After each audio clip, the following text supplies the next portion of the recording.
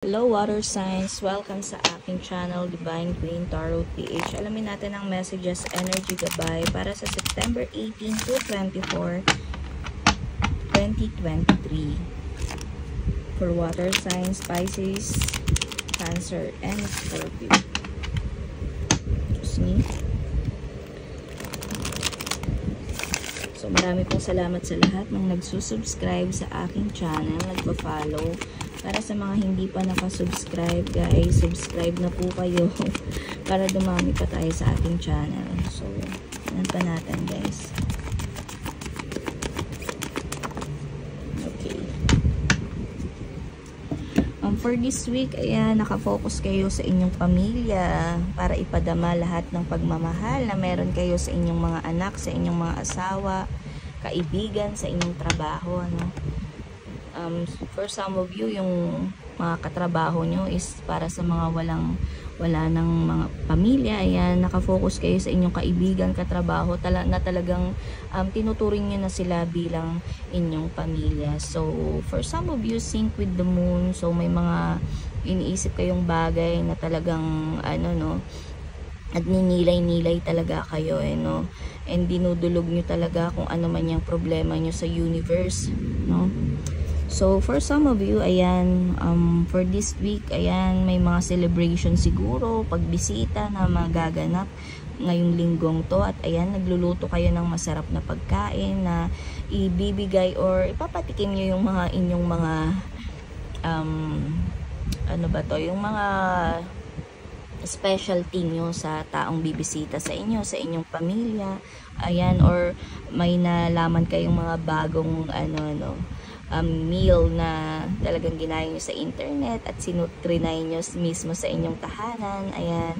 So, yung for some of you, ayan, nakafocus kayo sa paglilinis ngayon. Siguro nga may parating, no, galing ibang bansa, o mga kamag-anak, asawa nyo, anak ninyo, kaibigan na bibisita sa inyong bahay. Ayan.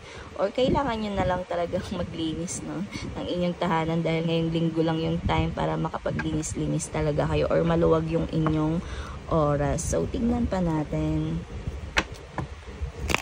Water sign. Pisces, Cancer, and Scorpio. Oops.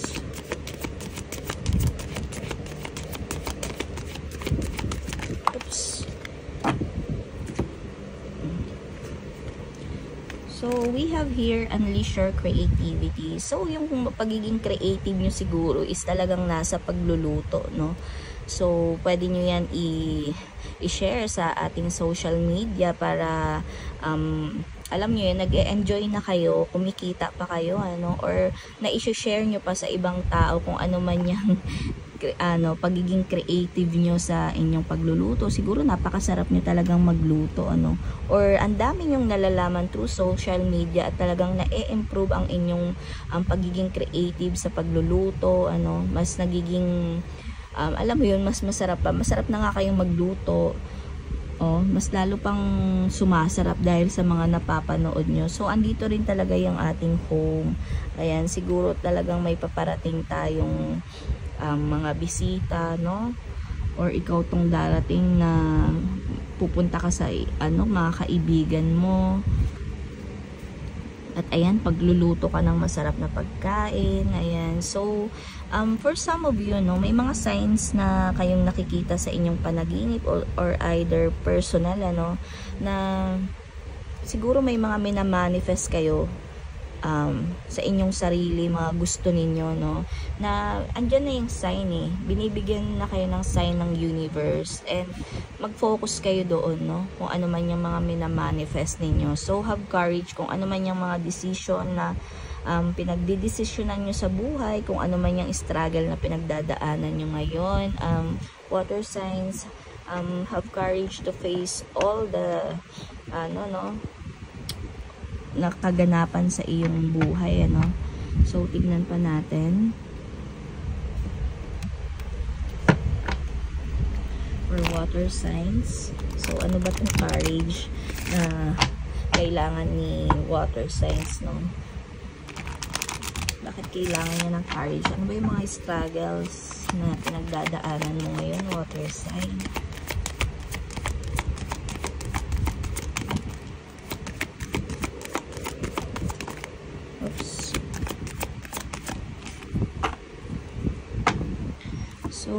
have here, we have 4 cards. So, time.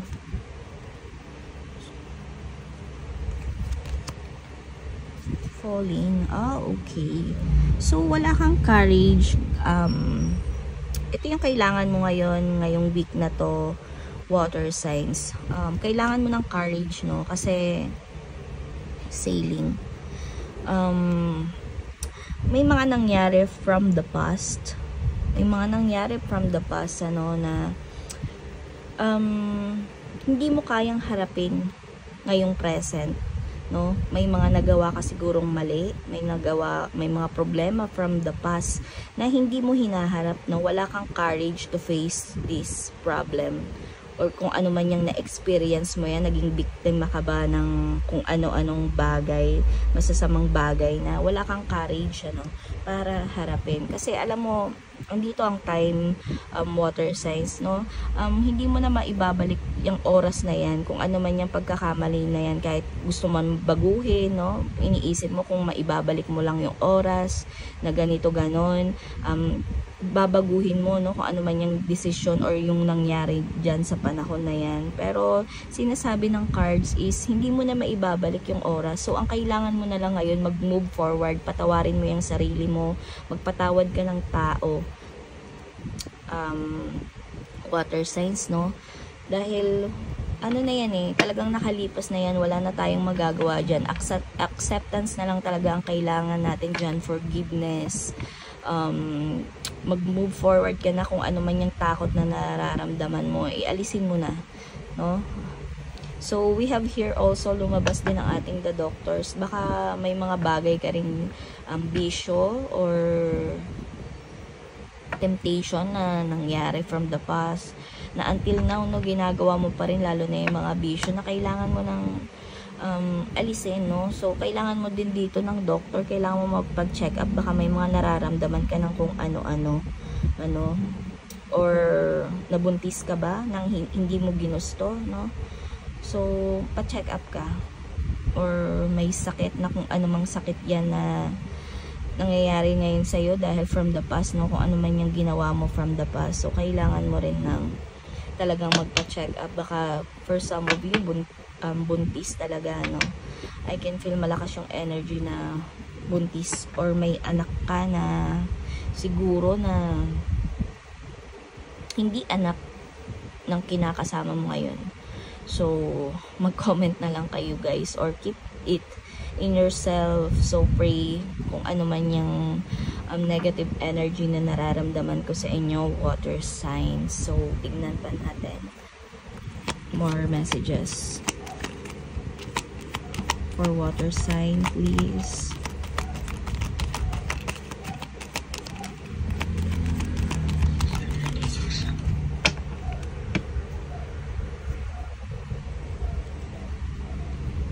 So, ayan, no, nakatali ka talaga sa nakaraan, 8 of Swords.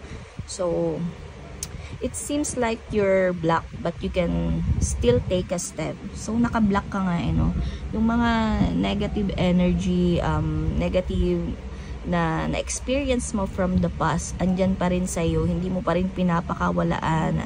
Ang dami mong pagdududa sa iyong sarili, nag-overthink ka, and nabablock kasi ng negative energy yung mga pwedeng mangyari sa atin, magagandang pwedeng mangyari sa atin ngayong ngayong linggo to, no, na kailangan mo na talagang i-let go para makapasok yung mga positive energy. So we have here reverse ng Queen of Cups. Ayan, masyado ka ring nagiging martir, nagiging moody ngayong araw na to, masyado kang irritable, no. You have insecurity also na nararamdaman or ng mga tao sa paligid mo. We have here the King of Wands. Masyadong matigas ang iyong ulo. Ayan. Ayaw mong tumanggap ng mga opinion, suggestion ng iba, no? Sarili mo lang yung pinapakinggan mo ngayong araw na to. And we have here the Page of Wands. So, keep your eye on your goals and enjoy every moment. So, alisin mo na yung mga negativity, kung ano man yung na-experience mo sa past na yan, alisin mo na. Sa love life ba yan, masyado kang nasaktan sa trabaho, alisin mo na, dahil may paparating ngayon na talagang love of your life. Alam mo yon, na talagang matutuwa at talagang sasaya ka, mafu-fulfilled lahat ng mga minamanifest mo, no? So yun lang, water signs. So see you on my next video. Thank you, bye bye.